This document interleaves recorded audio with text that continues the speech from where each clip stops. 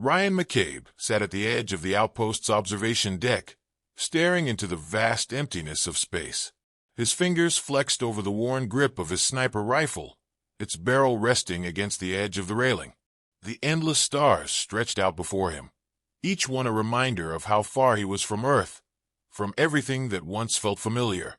He was alone here, on the fringes of known space, stationed on a forgotten world that no one cared about. It suited him just fine. The quiet of the outpost was a comfort, an illusion of peace that he had come to rely on. McCabe wasn't just a sniper. He was a ghost in the machine, a weapon for the United Earth Forces, sent to take out high-value targets with deadly precision. His reputation preceded him. One shot, one kill. That's how it had always been. But that was about to change. His wristcom beeped, the low hum slicing through the silence. He didn't need to look at the screen to know it was a call from command. No one else ever contacted him. He picked up the device and flicked it open, his eyes narrowing as a familiar face filled the screen. General Edwin Ross, a man McCabe had served under for years. Ross's expression was grim, his usual stern demeanor now heavy with something else. "McCabe," Ross began, his voice low. "We've got a situation." McCabe didn't say anything, just waited. Ross's eyes darted away briefly, as if deciding how much to share. McCabe wasn't one to sugarcoat things. He didn't need a build-up. Just tell him what he was up against. He had a gut feeling it wasn't going to be good. "They've sent the Shadow Fangs," Ross continued, the words hanging in the air like a death sentence. McCabe's fingers tightened around the comm, and for a moment, his breath caught in his throat. The Shadow Fangs were an elite group of assassins employed by the Galactic Empire, each one a deadly specialist, trained to eliminate high-profile targets with surgical precision. McCabe had heard the rumors about them, about their ruthless efficiency. He'd never imagined he'd be the one they came after. An assassination squad. McCabe's voice was a controlled rasp, but there was a simmering edge beneath it. He had expected enemies in the field, but this was different. They weren't sending a battalion. They were sending a strike team with one purpose: to eliminate him. "Why me?" Ross's face hardened. "You've become a liability, McCabe. That general you killed on Gethra? That was the breaking point. The Empire's not just going to let you walk away from this." McCabe's thoughts flashed back to the mission.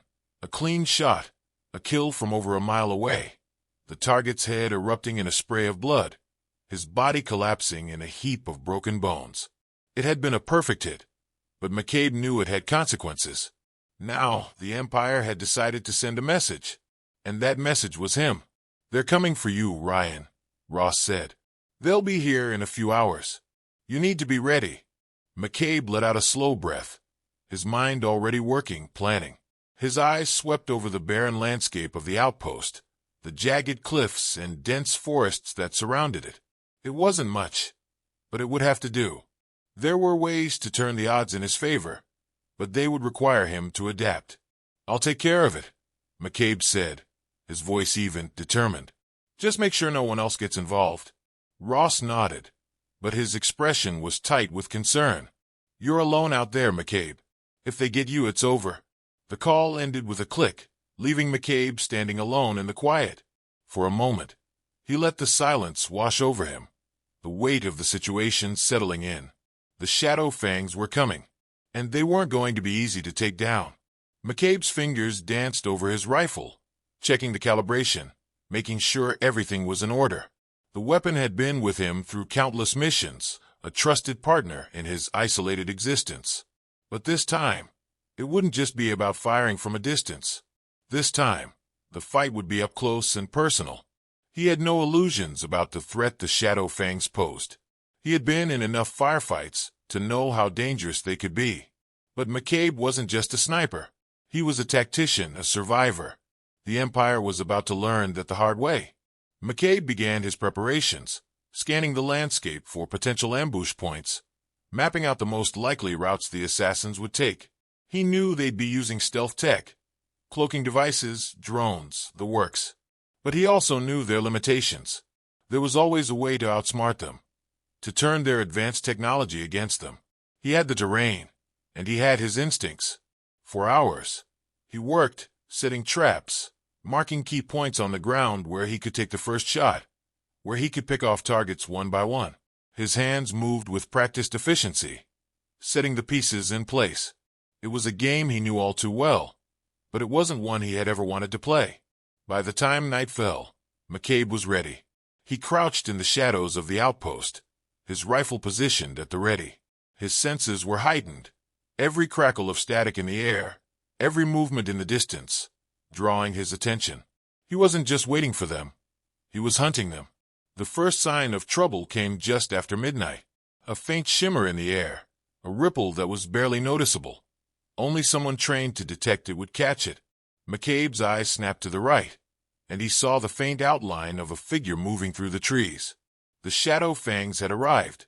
McCabe's heart beat faster, but his grip tightened around the rifle, his body going still. He had a clear shot, but he would wait. They weren't going to make it easy. He was going to make them work for it. In the distance, the rustle of movement grew louder, and McCabe knew they were close. He exhaled slowly, the weight of the moment pressing down on him. The game was on. It wasn't just about survival anymore. It was about sending a message. If the Empire thought they could eliminate him that easily, they were about to learn just how deadly a lone human could be. And McCabe would make sure they never forgot the name. Ryan McCabe's eyes remained fixed on the dark expanse before him, watching as the shimmer of cloaking devices blurred the trees like ghostly apparitions. He had expected this. He'd anticipated the subtle hum of Empire technology. The shadow fangs were close, and it was only a matter of time before they made their move. McCabe shifted his position, his pulse steady, his body poised like the rifle in his hands. In the distance, the faint sound of movement reached his ears. Suddenly, the quiet night was shattered by the hum of something much larger. A transport ship, its massive silhouette cutting through the low-hanging clouds. The Empire's Deathbringers had arrived, but McCabe had already taken steps to make sure they wouldn't leave unscathed. He inhaled, his mind working as the scenario played out in his head. The landing zone, the likely routes they would take, the patterns he had already memorized. McCabe wasn't just hunting them. He was setting the stage for something bigger. He had no illusions about the mission's difficulty. But he wasn't just a killer. He was a strategist. McCabe moved silently through the dense underbrush, taking cover near the cliffside.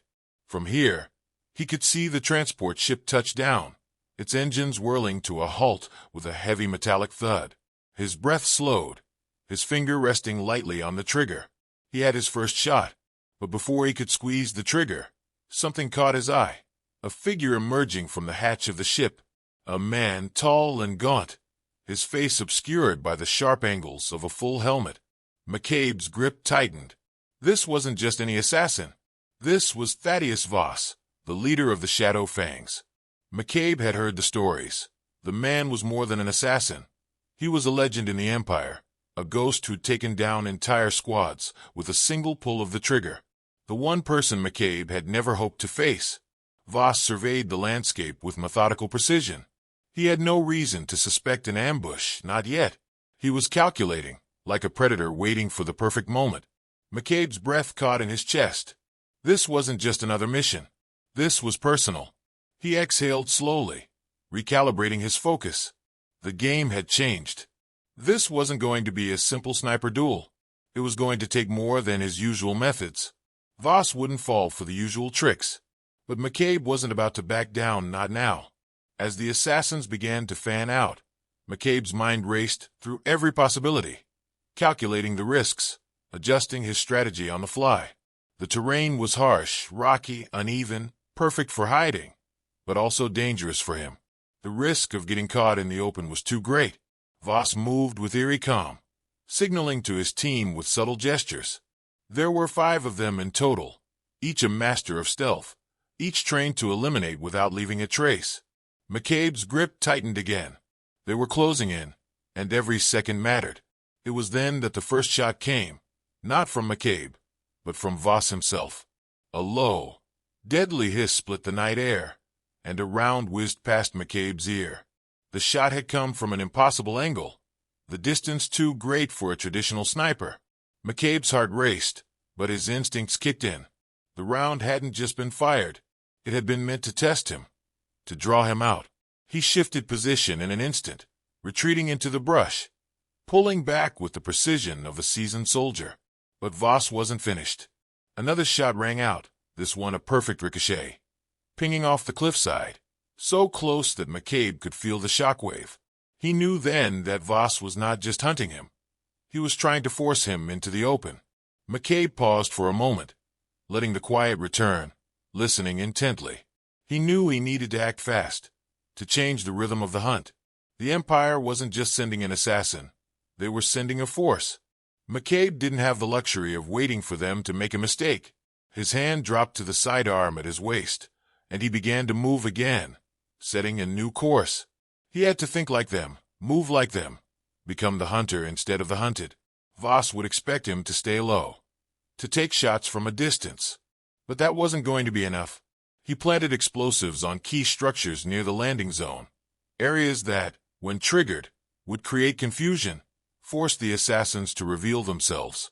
McCabe wasn't just shooting at shadows anymore. He was fighting fire with fire. As he set the final charge, he paused and checked his comm. The signal from command was still intact. He'd briefed them earlier about the situation. General Ross had offered support. Reinforcements were on the way. But McCabe knew it could take hours for anyone to reach him.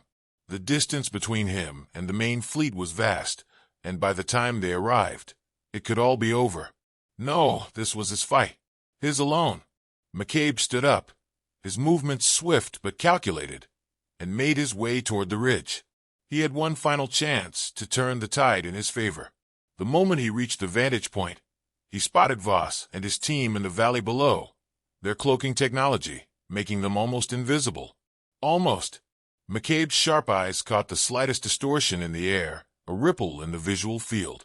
He knew he'd be blind to them in seconds, but he had one trick left, a pulse device, one that could disrupt their cloaking tech just long enough to get a clear shot. The device activated with a quiet whine, sending a surge of energy across the landscape. For a split second, the assassins were visible, their outlines flickering in and out of focus. McCabe wasted no time. He dropped to one knee, aimed and fired. The shot rang out, dead center, piercing the chest of one of the assassins. The others immediately scattered, their cloaks flickering back into place as they vanished into the terrain. But Voss didn't flinch. He'd expected it. Instead, he turned to McCabe's location, his eyes narrowing as he locked onto the source of the shot. McCabe's heart raced as he broke cover and sprinted through the dense undergrowth, pushing his body to the limit. This wasn't a battle of wits anymore. It was a fight for survival. Voss was smart, and McCabe was running out of time. In the distance, the faint hum of a second transport ship reached his ears. Reinforcements, just as Ross had promised. But McCabe knew that the battle wasn't over yet. Not by a long shot. As McCabe sprinted toward a new position, he felt the weight of the conflict pressing down on him. He wasn't just up against Voss anymore. He was up against an entire empire that had underestimated him. And he wasn't going to let them forget why that was a mistake. McCabe didn't need to look over his shoulder to know Voss was closing in.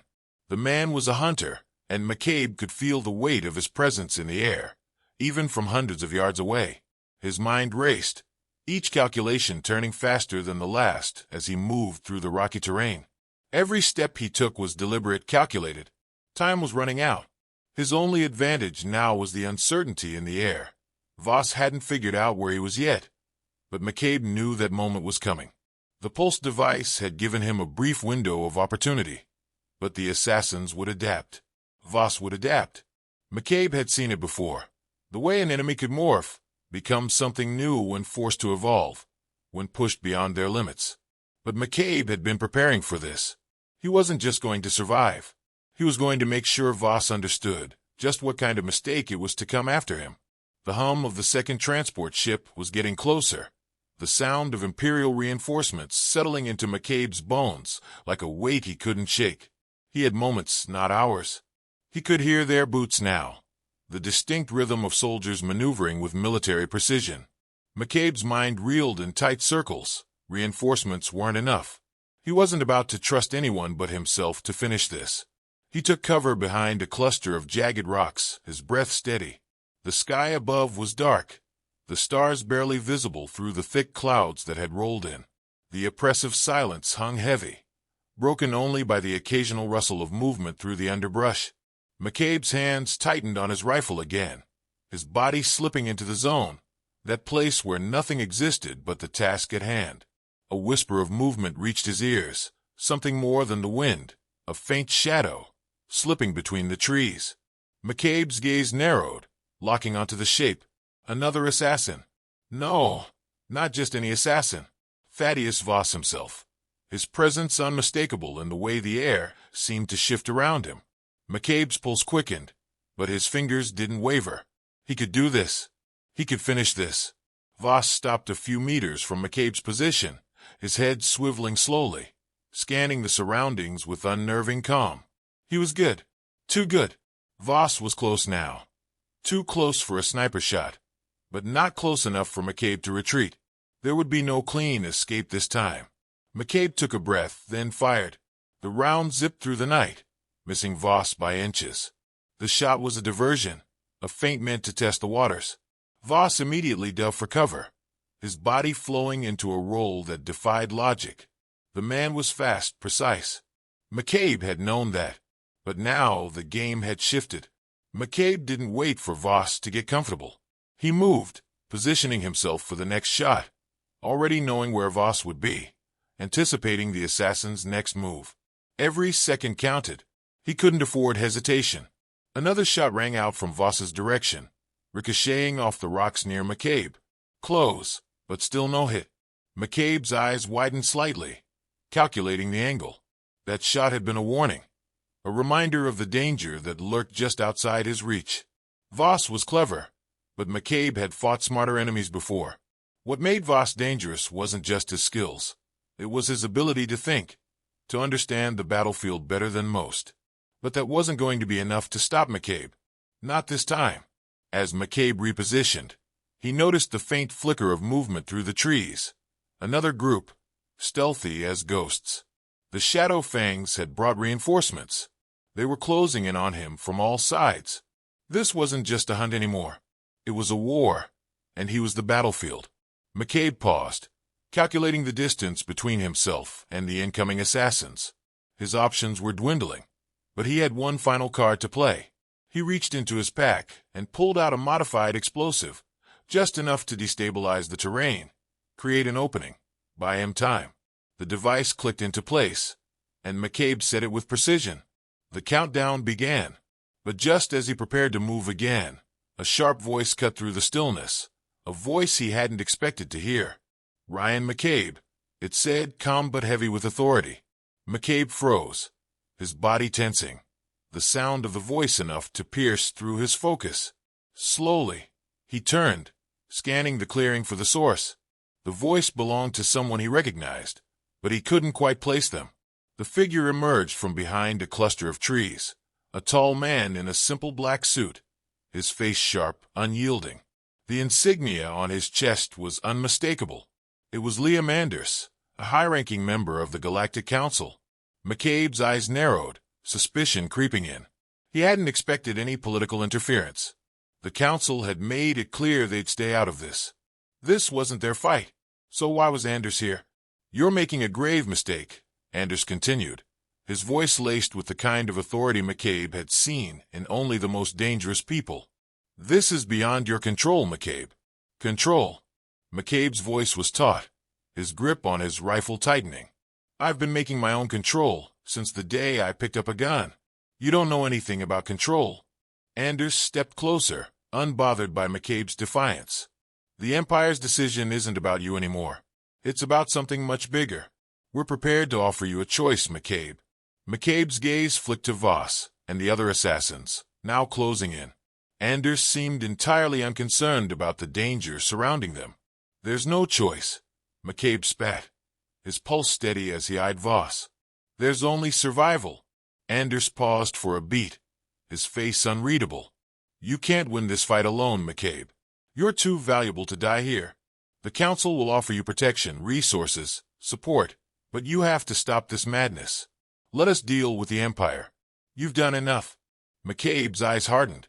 You think the council can protect me from them? Or is it more like you want to use me until I'm expendable too? A slight smile tugged at Anders's lips. You're smarter than you look. Without another word, Anders turned, his hand subtly signaling to the troops he'd brought with him. As they began to advance, McCabe felt the walls closing in. This wasn't a decision he could make in the moment. This wasn't the end. It was just another beginning. The trap had been set. The choice for McCabe was no longer his. It was the Empire's, and whatever the Council had planned, it was too late to back out now.